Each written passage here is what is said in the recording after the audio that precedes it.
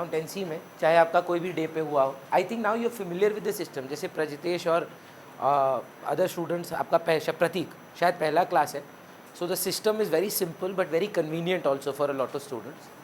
अगर आपने मंडे का कोई बैच लिया है 4 बजे का, वो मंडे की चीज़ सेम ट्यूसडे रात को 8 बजे रिपीट हो रही है। So in case you don't have मतलब you couldn't attend Monday, the next option would be Tuesday, but the next class is available only on Saturday, and that too 2 timings. So you have to attend, if it's your first class also, which would be tomorrow either at 10 a.m. in the morning or 4 p.m. in the evening, same class hoga. And similarly your timings for day 2 would be the first day 2 is on Wednesday at 8 o'clock, Thursday at 8 o'clock, then we have Friday at 4 p.m. and 7 p.m. both timings.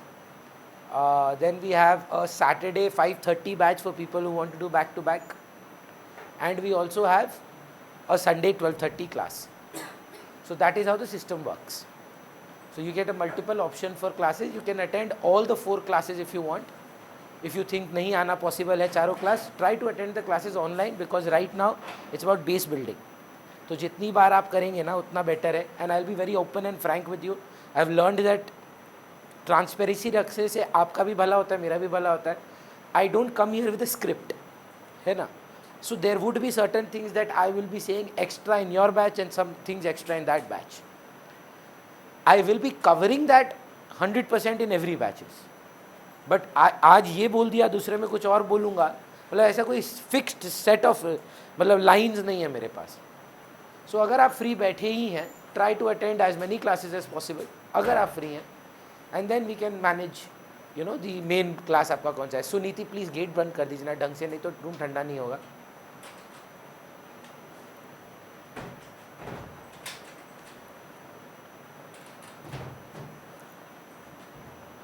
हाँ बस का चलेगा इतना, छोड़ दीजिए. Will you be able to come here? नहीं बारिजा, आपको दिक्कत नहीं होगा. One very very important request, please participate in school. मैंने लास्ट भी बोला था कि आपका जो ये एक्सक्यूज़ रहता है ना कि मैं वीक स्टूडेंट हूँ, वो टॉपर है, etcetera etcetera etcetera, that should not apply to class 11, because every single one of you, maximum of you are doing commerce for the first time. और जिन्हें के पास 9-10 में था, सॉरी माइंड मत करिएगा, मोस्टली आप गलत चलत पढ़ के आए. माइंड मत करिए, मैं आपको कुछ बोल नहीं रहा हूँ. क्यों? क्योंकि 9-10 की पढ़ाई में एक्सपेक्टेड ही नहीं है बच्चों को इतना डेप्थ में जाने का. तो कई बार क्या होता है कि हम लोगों को बस ऊपर ऊपर से पढ़ा दिया जाता है और बोलता है कि हाँ ये लर्न कर लीजिए, and then when we come class 11 and 12 we realise अच्छा वो तो गलत ही पढ़े थे, काम चलाऊ था. सो मतलब put your best foot forward. Mostly schools are going to start from Monday, and अभी से अगर आप लीड ले लेते हैं तो आपका ये आने वाला टर्म यूटी फर्स्ट टर्म का जब भी एग्ज़ाम होगा, you have to do well in that exam. Not because of marks और anything, that is your first cue whether you are getting to know the subject और not, है ना. It is very important that you perform brilliantly, not good, brilliantly in your first exam. 2 reasons, interest develop हुआ है कि नहीं, and पूरे 2 साल का सबसे ईजीएस्ट सिलेबस अभी है. इसके बाद इट इज़ अपहिल, टफ ही होते जाएगा. तो आप ईजीएस्ट सिलेबस में अगर सबसे ख़राब परफॉर्मेंस देते हैं तो ख़राब या टफ सिलेबस में तो शायद फेल ही कर जाएंगे. तो you have to try to get full marks. Full marks का तो कोशिश करना है, पास होने का तो अटेम्प्ट नहीं है आपका. So today's discussion, before we start every class, I told you I will be first starting my discussion with 4 things: asset, liability, income and expense. हर क्लास, जितना भी आप आगे चले जाएँ, मैं हर क्लास में इसके बारे में आपसे बात ज़रूर करूँगा. जल्दी आइए सर, थोड़ा जगह बना दीजिए ना. मैम बताइए ना, check what is an asset. मेरे को किताबी डेफिनेशन नहीं भी दीजिएगा ना चलेगा, आई डोंट माइंड. अच्छा, जिनका डे 1 नहीं हुआ है, प्रतीक एंड प्रैट्स, so you have to do that day 1 class with me. हाँ, something, some resource you own. First criteria, you have to own this, which is a giving expected future economic benefit. Economic benefit पे बात ज़्यादा होगा। So assets की बहुत types होती हैं, Avishikta. So there is something called a tangible asset, those assets which have a physical existence. There are certain assets that are not having a physical existence, like intangible assets. और कुछ better answer दीजिए। Try not giving the example of investments, because investments को ना हम अलग category देते हैं। Anything else ma'am? Ma'am that is a fictitious asset if you remember. Yes, that is also an intangible asset. I am saying that pure intangible asset, क्योंकि आप school में जब ये बोलेंगे ना, क्या है, थोड़ा रिजिड है हमारा education system. You are absolutely correct. I am telling you there is a right answer and there is an academic answer. Your answer is correct. Patent, copyright, goodwill, trademark, that is investment, that is also intangible man. But what we do, I'll tell you, बाद में आप सीखेंगे. We classify our assets primarily into three major parts. Property, plant and equipment are tangible, intangibles and investments. अब investments को ना tangible की इज्जत दी गई है ना इंटेंजिबल की इज्जत गई है. दो अगर क्लासीफाई करना पड़े वो इंटेंजिबल में ही जाता है. इसीलिए मैं आपको क्या सजेस्ट करूंगा कि अगर आपसे कभी कोई इंटेंजिबल का एग्जाम्पल पूछे, स्टॉक्स करेक्ट है, एग्जाम में मत लिख के आइए. Academically the answer is going to be goodwill, patent, copyright, trademark, website. Bonds is investment again ma'am, वो भी मत बोलिए. जो भी आप पैसा इन्वेस्ट कर रहे हैं उसका एक अलग हेडिंग है investments.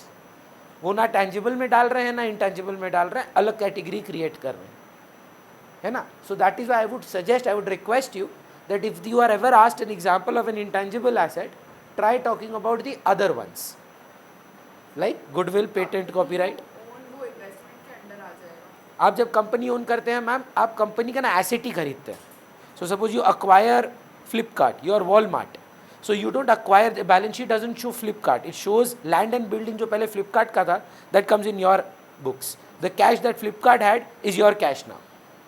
So there is no such thing as Flipkart in our balance sheet. So all the assets of the acquiring company becomes the assets of the owned company. Like for example, Facebook took over WhatsApp. So balance sheet of Facebook अगर assets दिखाएगा, it won't show WhatsApp. It will show land and building जो WhatsApp का था, अब वो Facebook का है.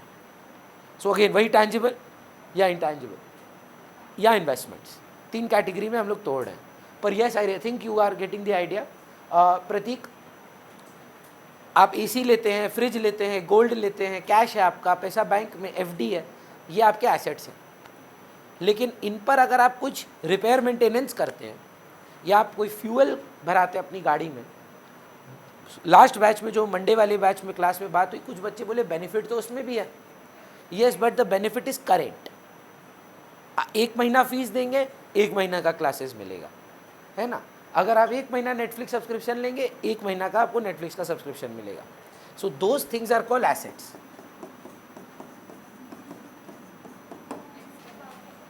Expenditure, expense हो गया, क्लियर है. Ankush, can you tell me basic level पर जनरली, हमेशा नहीं, जनरली दोनों में सिमिलैरिटी क्या है? और सही आंसर है इकोनॉमिक बेनिफिट है. एक फ्यूचर इकोनॉमिक बेनिफिट है, एक करंट इकोनॉमिक बेनिफिट है. Excellent answer. एक और सिमिलैरिटी सर, मारवाड़ी आंसर दे पाएंगे? दोनों में पैसा बाहर जाएगा, एकदम करेक्ट आंसर. या आज जाएगा या बाद में जाएगा. आज जाएगा तो कैश है, गया, एसेट कम हो गया. बाद में जाएगा तो अभी लायबिलिटी क्रिएट हो जाएगा, पर वो लायबिलिटी का पेमेंट होगा, कभी ना कभी होगा. कुछ बच्चे विराज थोड़े से ना, हमको डर लग गया उनको पढ़ाते समय, हम नाम नहीं ले रहे हैं, एग्जाम्पल दे रहे थे कल की 8 बजे की क्लास में. भैया हम नहीं दे तो एग्जाम्पल लेके आ रहे हैं. भैया जैसे कोई किडनैपर है, वो गाड़ी लेता है, वो उसके लिए एक्सपेंस है कि एसेट है. देखिए हम समझते हैं आपको ये मन कर रहा होगा ये सब बिजनेस में जाने का, बट मतलब प्रोफेशनली मेरा वो कैपेसिटी नहीं है कि हम आपको ये इलीगल काम के बारे में बता पाएँ, है ना. और ना मेरे को सच में नॉलेज है, ठीक.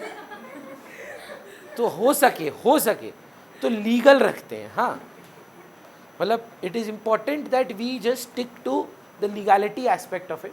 अच्छा, क्या ऐसा होता नहीं है कि लोग पैसा मार के भाग जाता है? हाँ होता है, बैड डेट होता ही है. पर मेरे को एक बात बताइए, मेरे को आज मैं पढ़ा रहा हूँ सौरा को, मान लीजिए Saura is not paying fees this month, she said she pay next month. if I have even an iota of doubt that she won't pay, do you think I would let her continue? So because I had belief that I will get the money in the future, only then I have sold my services and sold the goods to her. Otherwise, why would I record that transaction? Now अब भरोसा तोड़ दी वो. That is a separate transaction, है ना? So when you are selling goods on credit, udhari, that you will only do if you have faith that you will recover money from the person.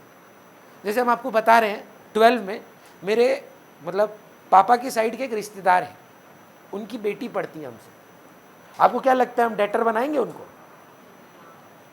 आप हाँ बोल रहे हैं ना? हाँ, मेरे को घर से निकाल दिया जाएगा, बोला जाएगा कि इसी दिन के लिए पाल पोस के बड़ा किए थे कि रिश्तेदारों से पैसा लोगे. हम उसको बुक्स में रिकॉर्ड ही नहीं कर रहे हैं. क्यों? क्योंकि हम नहीं एक्सपेक्ट करते हैं कि फीस मिलेगा. अच्छा, हम मांगेंगे ना तो मिल जाएगा, पर उसके बाद का बवाल हम झेलने लायक के लिए नहीं है, तो हम एक्सपेक्ट ही नहीं कर रहे हैं. Because I know that expecting this is नहीं मिलेगा ये. So that is what I am trying to make you understand that both, as somebody says, will involve one resource to go out. Now whether that resource goes out today or later, it doesn't matter. It's a very good answer, sir. On the other hand, अगर आप income और liability के बारे में बात करें,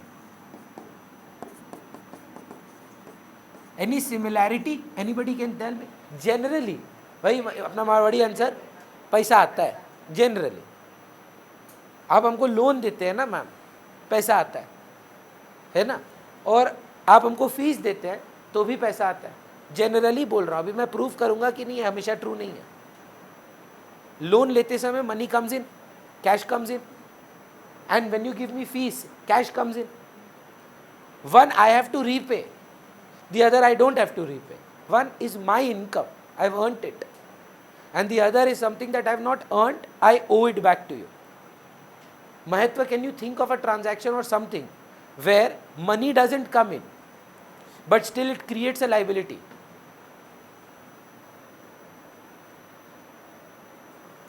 अच्छा, हम आपको बता रहे हैं, कोई आपका पूरा नाम क्या है सर? अग्रवाल. हमको ट्रू बता रहे हैं आपको. हाँ, हम 14 साल से अपने फ्रेंड्स के साथ हैं, जो हम लोग एक छोटा सा नीट ग्रुप बना है, जिसमें ना 3 मारवाड़ी है, 1 गुजराती है. तो मेरा ना गुजराती और मारवाड़ी लोग के लिए अटमुट रिस्पेक्ट है. अगर आप टॉप 10-20 बिजनेसमैन देख ले भारत के, या तो वो गुजराती हैं या वो मारवाड़ी हैं. अंबानी से, अडानी से आप चलिए, सचिन बंसल, ये जितना पीयूष बंसल, जितना आप नाम से देख लीजिए, मतलब टॉप 20 में आपको 18-19 मारवाड़ी लोग मिलेगा. मेरे को ना ये समझ में नहीं आता था. हमको क्लास 11 में मेरा फ्रेंड समझाया था. हमको 3 दिन लगा था सोचने में कि ये क्या कॉन्सेप्ट है. तब हमको समझ में आया, ठीक बात है. हमको वो बोला कि देख, पैसा आना ही लाइबिलिटी नहीं है, फ्यूचर में पैसा जाएगा वो भी एक लाइबिलिटी है. आप लोन ले रहे हैं, बाद में चुकाएंगे ना. So he didn't say taking money as a liability, he defined repayment of money as liability. So don't think कि money comes in that needs to be repaid is liability. Anything that needs to be paid is a liability. Now if you can think of something as a liability where you didn't receive cash but still it's your liability. सोचिए, आप हमसे पढ़ रहे, पैसा नहीं दिया, हम आपके लिए क्या बन जाते हैं? लाइबिलिटी. आप हमसे कैश लिए हैं क्या? हम आपको कोई कैश दिए हैं क्या? आप हमसे बोरो किए हैं क्या? पैसा नहीं किए. लेकिन तो भी एक उधारी पैदा हो जाता है. हिंदी में अगर बोले ना, उधारी का मतलब लाइबिलिटी होता है. उधारी 2 प्रकार की हो गई. एक तो आपसे हम पैसा मांगे, कैश लिए और बोले हम आपको चुकाएंगे. एक दूसरा टाइप का उधारी होता है, हम आपकी दुकान में हम बोले मूढ़ी खाना है हमको, पर हम आपको इसका पैसा कल देंगे. यहाँ पर हम आपसे कोई कैश लिए हैं क्या मैम? मनी और मनी इज वर्थ.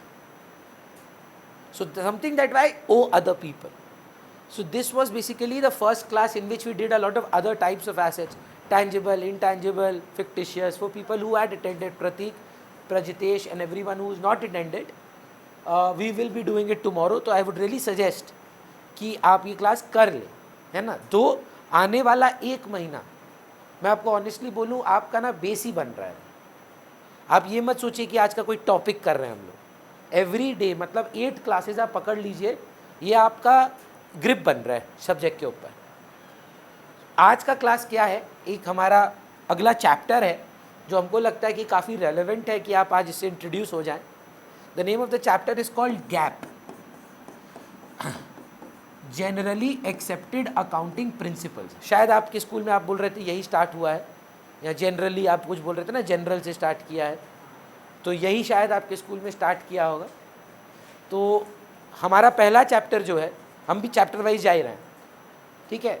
तो सारा the first chapter I just brushed upon, I didn't actually teach, I am being honest with you. The difference between accountancy, accounting, book keeping etcetera etcetera, वो first chapter आता है.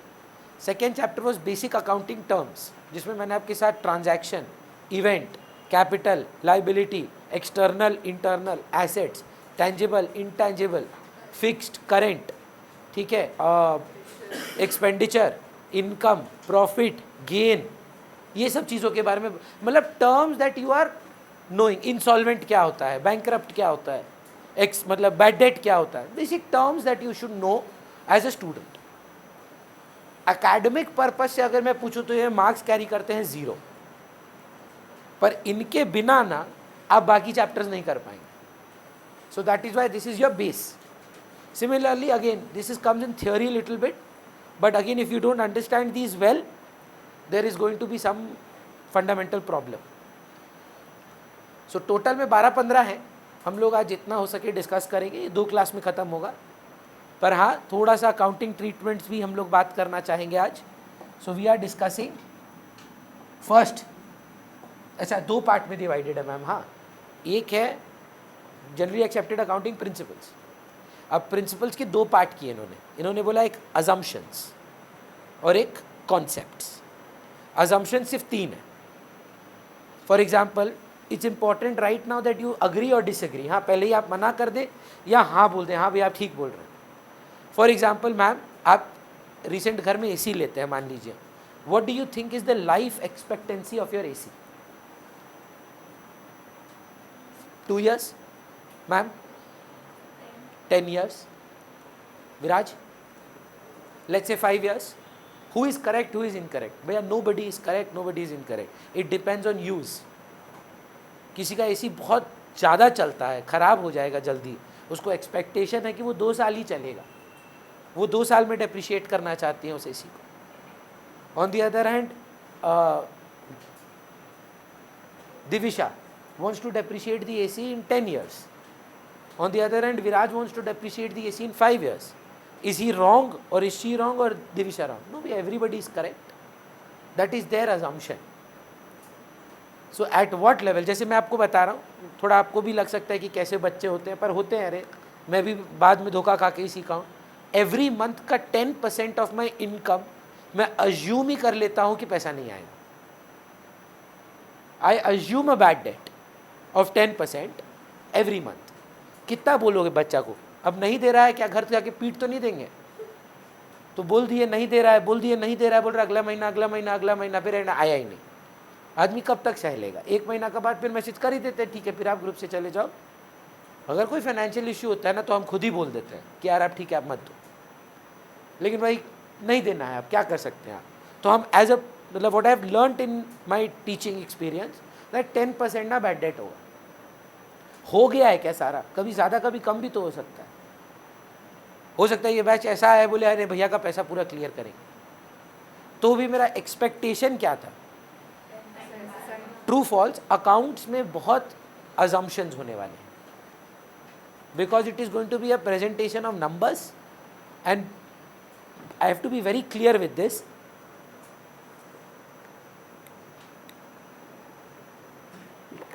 None of these concepts will impact the viability or the performance of the business. I cannot teach you what business and how to do business. ना मैं सच बोल रहा हूँ, मैं equipped हूँ इस knowledge के लिए कि मैं आपको business करना सिखाऊँ, और ना आप उसके लिए आप इनरोल किए हैं कि चलिए आज व्यापार सीख के आते हैं भैया से कि काम कैसे करते हैं. हम लोग क्या कर रहे हैं, जो कुछ भी आप काम करते हैं, जो कुछ भी, हम उसकी अकाउंटिंग सीखना चाहते हैं. उस अकाउंटिंग को लेकर कुछ कॉन्सेप्ट्स हैं, बिजनेस को लेकर नहीं. We have to be very clear that these concepts are not for business but for the transactions of this business. है ना? Are you able to understand the difference? So the three assumptions that we have, and we have only three, and you cannot mix it up. They are called the fundamental accounting assumptions.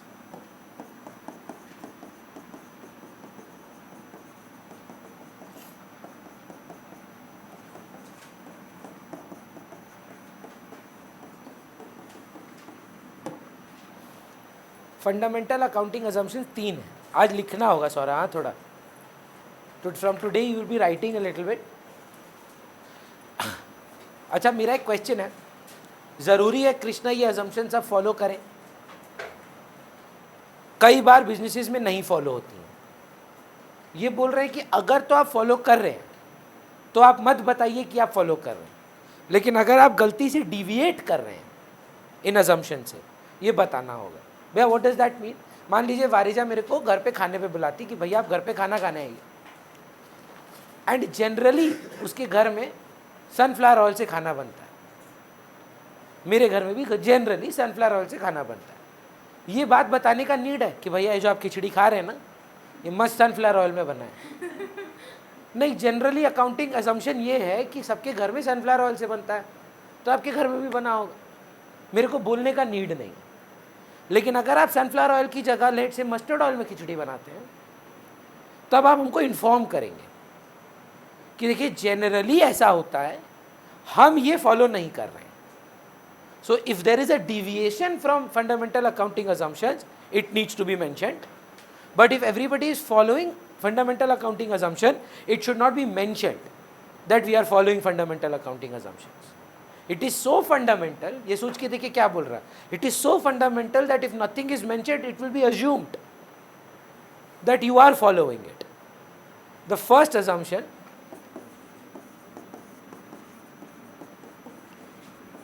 is going concern.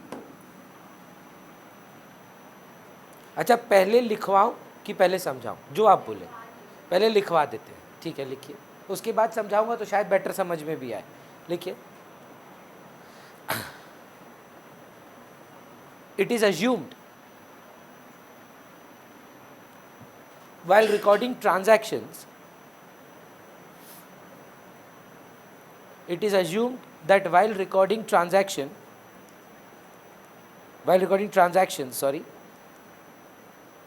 the business will continue till perpetuity. Perpetuity मतलब समझते हैं? आजीवन, unlimited, हमेशा के लिए. The business will continue till perpetuity. I don't want to use the word eternity because that is more literature than accountancy. So try to use the word perpetuity. This means that the business will go on forever.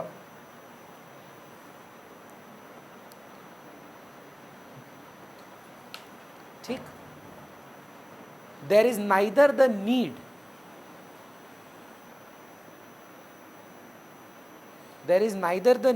nor the necessity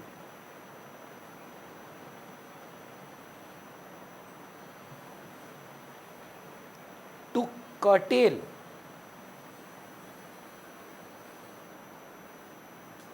the operations of the business. There is neither the need nor the necessity to curtail the operations of the business.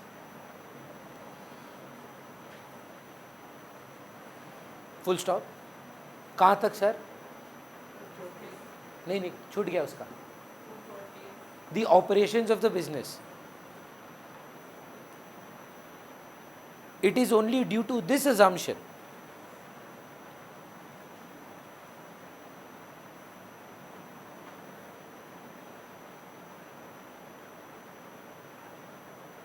that a business can segregate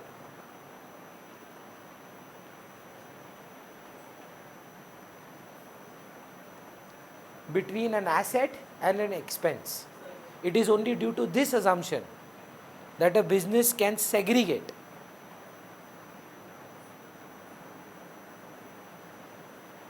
an asset from an expense. भाई साहब बताएंगे इसका मतलब क्या है जो आप लिखे?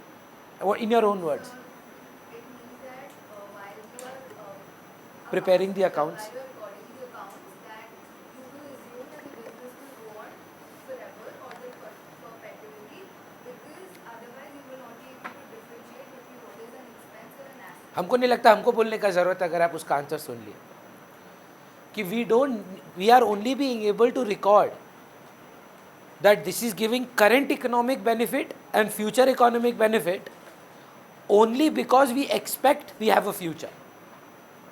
है ना. फॉर एग्जाम्पल सर, भगवान ना करे ये दिन कभी ऐसा आए, ठीक है, चाहे हम 100% श्योर हैं कि आप बहुत अच्छा परफॉर्म करेंगे, हाँ इसीलिए बोल रहे हैं.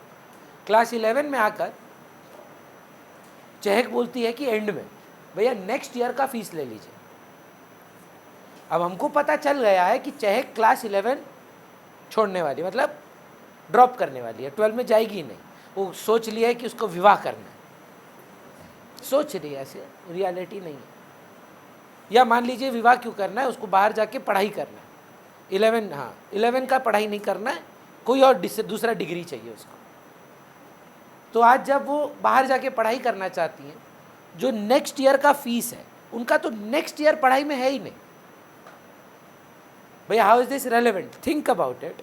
To get a future economic benefit you have to have a future. How many of your parents और रिलेटिव्स आर इनटू कंस्ट्रक्शन? कोई है? रोड्स कौन है सर बताइए ना. अंकल हैं.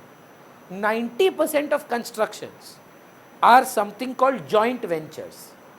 क्या होता है जॉइंट वेंचर जानते हैं? जैसे एक बहुत ही आइकॉनिक मॉल है कलकत्ता में, South City Mall. So 5 big industrialist of Calcutta they got together. हमने नाम सुना होगा ना, हर्ष नियोटिया, फिर Shrachi group etcetera etcetera. They got together and they constructed a mall. So they had their own businesses also. So what they said, we'll construct this mall, build it, sell it, go separate ways. जितना भी construction होता है ना ma'am, जैसे मेरा और चहक का एक कंस्ट्रक्शन का एक कॉन्ट्रैक्ट आया कि मैं और आप मिलके एक बिल्डिंग बनाएंगे, बिल्डिंग बनने के बाद बिक्री करेंगे, आप अपना रास्ते हम अपना रास्ते. इस बिजनेस का कोई फ्यूचर है? आप खुद ही डिफाइन कर रहे हैं कि बिल्डिंग बनेगा, खत्म. परपेचुइटी का कॉन्सेप्ट लगता ही नहीं. इसीलिए आप जानते हैं जॉइंट वेंचर की बैलेंस शीट नहीं होती है, क्योंकि बैलेंस शीट बनने के लिए एक फ्यूचर होना होगा. एसेट लिखने के लिए आपको फ्यूचर बेनिफिट आना होगा. आप खुद बोल रहे हैं नहीं मेरा फ्यूचर बेनिफिट नहीं है. भैया इतना दूर चले गए, छोटा बताइए ना. मैं और देव सोचते हैं कि इस दुर्गा पूजा में 7 दिन के लिए रोल का दुकान खोलेंगे, तो उसके लिए हम लोग वो सब तवा और ये सब खरीदते हैं. अब देखिए टेक्निकली तो देखिए सब एसेट है, लेकिन हम बोल ही नहीं सकते क्योंकि 7 दिन बाद हम और ये बिजनेस बंद कर देंगे. It is only for Durga Puja we open this. So are there businesses जो गोइंग कंसर्न फॉलो नहीं करती हैं? यस. मैं बोल रहा हूं कि जब सारा एक्सपेंस है सर, फायदा ये है कि आप बोल नहीं पाएंगे कि ये आपका नेक्स्ट ईयर का खर्चा है. आपको जब प्रॉफिट लॉस निकालना होगा 7 दिन वो तवा भी ना मानना पड़ेगा. आपका जो प्रॉफिट निकलेगा वो 7 दिन का ही निकलेगा. आप अगर नहीं बोल पाएंगे कि अच्छा ये तो एसेट है मेरा खर्चा नहीं है, सब खर्चा आपका, फ्यूचर में आपको इसका फायदा नहीं मिलेगा, अभी मिलेगा. बिजनेस ही नहीं है ना, हम तो यही मान रहे हैं कि बिजनेस ही नहीं रहेगा. So for us to record an asset, for us to understand this is current year expense, we need to understand there has to be a future.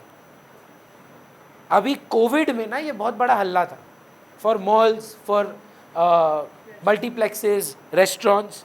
यार हमारा तो गोइंग कंसर्न हिट हो जा रहा है, पता ही नहीं था, नोबडी वाज, मतलब व्हाट विल हैपन.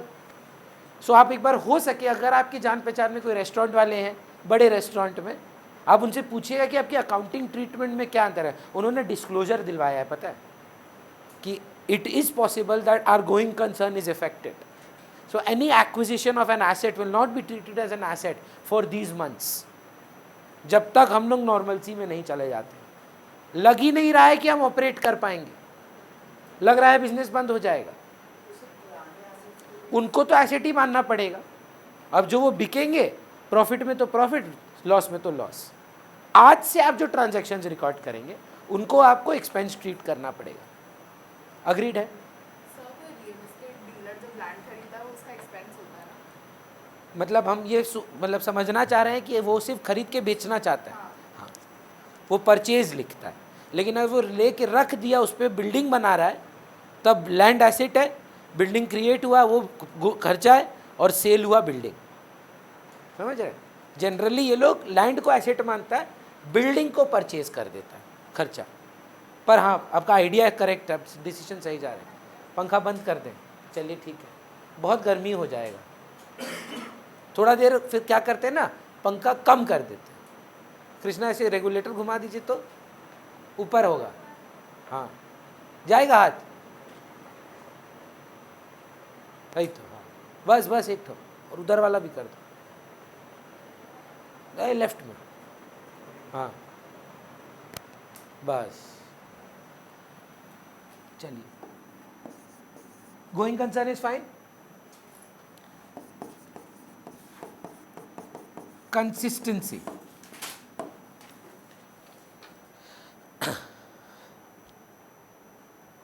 क्लियर है? प्रतीक, कोई क्रिकेटर जिसको आप कंसिस्टेंट मानते हैं? फुटबॉलर, ये स्यू जो करता है रोनाल्डो, कंसिस्टेंट नहीं मानते कि देखते नहीं है? नहीं बच्चे, मतलब बोला नो नॉनसेंस, हम ना देखते हैं और ना मानते हैं। किसी चीज़ को मानते हैं सर कंसिस्टेंट? कोई इंसान को या कोई डिसिप्लिन को?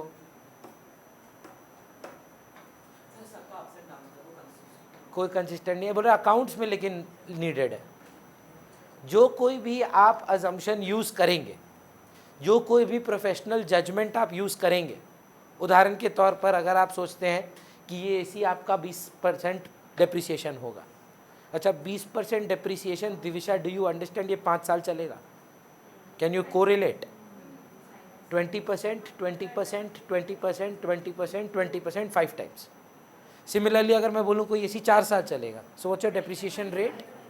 25%। अगर मैं आपको बोलूँ कोई एसी 2 साल चलेगा, तो आप 1 साल में एसी कितना यूज़ कर रहे हैं टेक्निकली? 50%। समझ रहे हैं?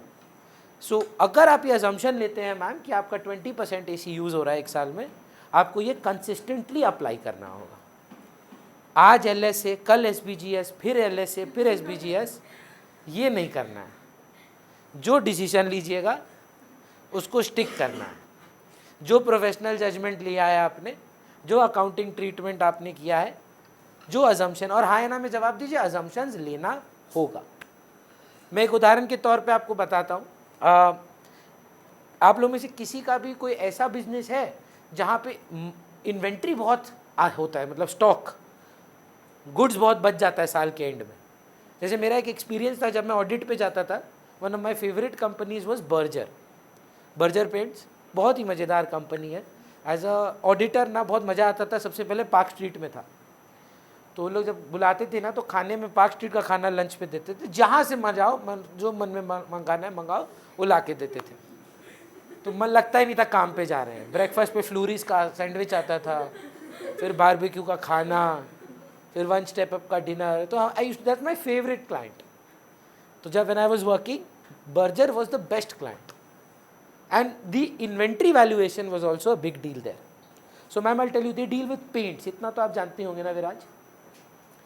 So around 1000 liters of paint was left with them.